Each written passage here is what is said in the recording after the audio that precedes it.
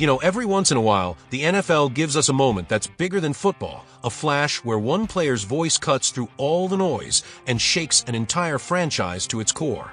It's not just about stats or highlights. It's about a young star daring to challenge the old order on live television under the brightest lights with millions watching. And this week, Cleveland was ground zero for that kind of shockwave. Let me tell you what went down under the blinding primetime lights, because this wasn't just another ESPN segment. It was a live-fire moment that Cleveland fans will be talking about for years. I was watching it unfold in real time, and I swear to you, it felt less like a TV interview and more like a tectonic shift in the Browns' locker room. 8 minutes into what was supposed to be a wholesome showcase of unity between head coach Kevin Stefanski and quarterback Shedeur Sanders, Stephen A. Smith tossed out a softball, one of those easy questions meant to keep everything safe and diplomatic. But Sanders? He didn't go safe. He didn't go diplomatic. He stared right into that camera, voice steady, and dropped a line that detonated across the football world. I can't control who benches me. I just control what I do on the field. But everybody knows what happens when I actually get to play.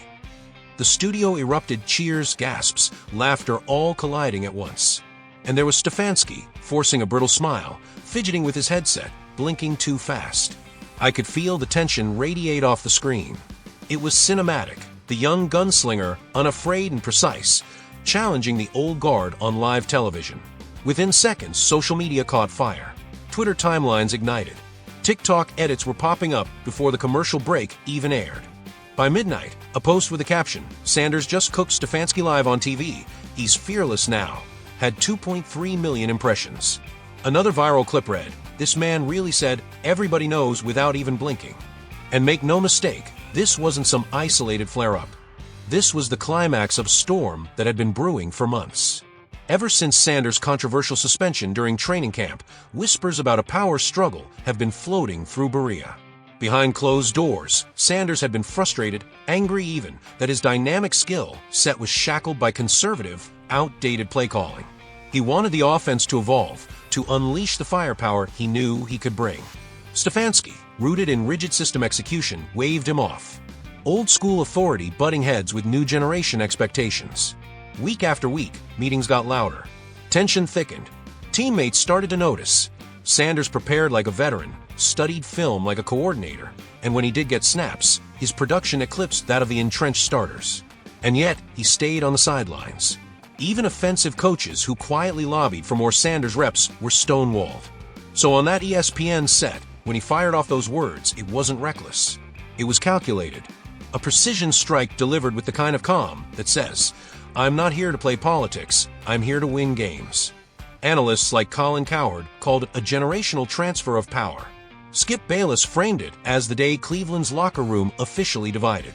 Shannon Sharp thundered, that young man just graduated from rookie to franchise cornerstone. Inside the Browns facility, you could feel loyalties shifting. Some veterans kept neutral faces but murmured support in private. Wideouts whispered about the chemistry they have with Sanders, better than anyone else on the roster. Even some defensive stalwarts, tired of mediocrity, admitted the obvious. This kid gives them the best shot at winning. The fan base? Split right down the middle. Older fans fumed over what they saw as disrespect for hierarchy and tradition. Younger fans crowned Sanders a hero for standing up to what they view as stale leadership. Reddit was a bonfire of takes. Finally, someone with backbone in Cleveland. Stefanski's been wasting this roster for years. One comment read, "Another shot at the top. Sanders just became my favorite Brown." Kid refuses to accept mediocrity. By Wednesday morning, reports surfaced that Sanders' agent met with the front office, rumors of expanded roles, play-calling input, even contract adjustments on the table.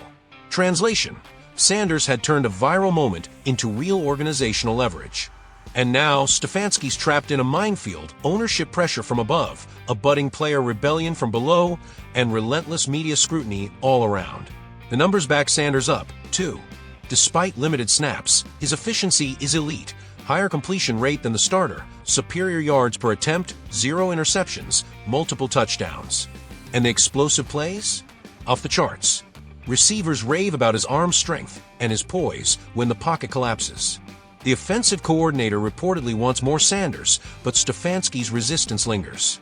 And here's the thing, this isn't just about stats. This is about leadership under fire. Younger players orbit Sanders naturally, drawn to his confidence. Veterans respect his meticulous prep work and his calm under pressure. He's become the guy who keeps producing, keeps grinding, even as the organization around him feels unstable. Now the Browns' hierarchy is wobbling. The head coach represents the old world, authority rooted in position, not proof. Shedeur Sanders represents the modern NFL quarterback, media-savvy, production-driven, and unafraid to call out dysfunction. Cleveland has a choice to make. And I'm telling you right now, after what we all witnessed on national television, the locker room and the fan base may have already chosen. I've covered plenty of quarterback controversies in my time, but what's unfolding in Cleveland right now is on a completely different level. This isn't just a clash between player and coach. It feels like the start of a cultural earthquake inside the Browns organization. And the moment it began, I knew we were witnessing something historic. It all started when Shedeur Sanders, the young rookie quarterback who's already turned heads across the league, sat down under the primetime lights of a national broadcast. Most rookies in that spot would have leaned on cliches, given safe answers, and tried to keep the peace. But not Shedeur Sanders. With a calm, unshakable tone, he dropped a line that detonated like a bomb. "I can't control who benches me. But everybody knows what happens when I actually get to play." In that single sentence, Sanders didn't just speak his truth. He challenged his head coach, Kevin Stefanski, right in front of millions of viewers. The moment the words left his mouth, you could feel the air shift. The fallout was instant and furious. My phone started buzzing nonstop. Texts from friends, calls from insiders, alerts from social media, stacking up by the second. Within hours, Shedeur Sanders' face was everywhere. Jersey sales skyrocketed so fast local stores couldn't even keep them on the racks. Sports bars across Cleveland were jammed shoulder to shoulder, fans replaying that one clip again and again like it was a rallying cry. For the first time in years, this city felt alive with quarterback fever. And the crazy part? This wasn't just hype from a draft pick or a big signing. This was a groundswell, a movement fueled by one rookie's courage to speak up and his undeniable talent backing it up. The economic ripple alone was staggering. Season ticket waitlists, which had been stagnant for ages, suddenly surged with new demand. A single TV appearance generated more excitement than the Browns' entire previous season. Think about that for a second. One moment of raw honesty from Shedeur Sanders was worth more in terms of engagement and energy than months of carefully managed press conferences and on-field struggles. The Cleveland Plain Dealer plastered him across the front page. Local TV stations cut into scheduled programming just to cover the story. Sports radio hosts threw out their entire shows, devoting every single second to analyzing the Sanders-Stefanski saga. What had begun as a quarterback controversy had morphed into something much larger. A cultural event, the kind that divides households, ignites debates, and forces people to pick a side. And it wasn't just Cleveland paying attention. Division rivals, the Bengals, the Ravens, the Steelers, were licking their chops, circling the chaos like sharks in bloodied water. They recognized what this meant: a Cleveland team distracted, unstable, and vulnerable. Meanwhile, defensive coordinators across the AFC North started combing through every second of tape on Shedeur Sanders, knowing his rise in playing time was inevitable. Stability in Cleveland, once thought to be their lifeline, was now a fantasy. What the Browns had instead was a civil war, and the entire league was watching. What makes this story truly electrifying, though, is the uncertainty. In the NFL, these situations usually follow a script. Player speaks out, apology follows, coach reasserts authority, organization stresses unity, and everything pretends to go back to normal. But Shedeur Sanders shredded that script into confetti. He didn't walk anything back. He didn't soften his stance. He stood tall with conviction that belied his rookie status. And in doing so, he turned the heat squarely onto Kevin Stefanski, a coach suddenly stripped of his authority, forced into the impossible position of trying to re-establish control without looking desperate or broken in the process. By Thursday, things took an even darker turn. Reports surfaced that owner Jimmy Haslam had convened an emergency board meeting immediately after Sanders' explosive TV appearance. Behind those closed doors, the discussions reportedly centered on staff evaluations, long-term personnel strategy, and an overhaul of the team's messaging. Translation: Kevin Stefanski's job security had evaporated overnight. The whispers spread quickly. NFL coaching candidates began signaling their interest through back channels, former coordinators, ambitious college head coaches, even some established position coaches started circling, sensing blood in the water. The coaching carousel was spinning before the Browns' season had even finished. Through all this chaos, Shedeur Sanders never flinched. He showed up early for practice, executed the offense with surgical precision, and carried himself with the calm professionalism of a 10-year veteran. Veterans inside the locker room took notice. They whispered about his poise, his focus, and his ability to block out the noise. It wasn't just that he had talent. It was that he carried himself like a leader, like the guy the franchise could actually rally behind. Meanwhile, Kevin Stefanski visibly cracked. His posture tightened. His tone turned defensive. His smiles looked forced. Every press conference revealed more strain. And when Thursday's practice turned into a media circus, the contrast between the two men couldn't have been clearer. Reporters flooded the facility. Local TV stations rolled out full camera crews. Sports radio hosts literally set up live shows from the parking lot. Every exchange between Sanders and Stefanski became a headline, every sidelong glance dissected like a chess move in a world championship. But Shedeur Sanders' strategy was paying off. His national profile was exploding. In just 3 days, his Instagram following jumped by 500,000. His viral quote on TikTok topped 10 million views. Twitter mentions spiked by 1,500%. Brand opportunities flooded his camp, amplifying his influence with every passing day. A rookie quarterback had just become a national story and Cleveland's biggest lightning rod. Then came Friday, and with it, the whisper that turned into a roar.